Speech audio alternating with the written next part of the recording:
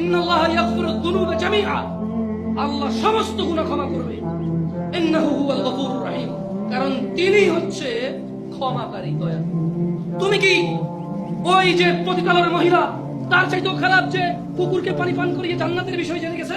আমাদেরকে আল্লাহ নবী সাল্লাল্লাহু আলাইহি ওয়াসাল্লাম জানাইছে তার বিষয় যে সে জান্নাতে প্রবেশ করবে। সে কি ছিল? পতিতা। কি ছিল? কি ছিল? তুমি কি তার চাইতে খারাপ মনে করবে?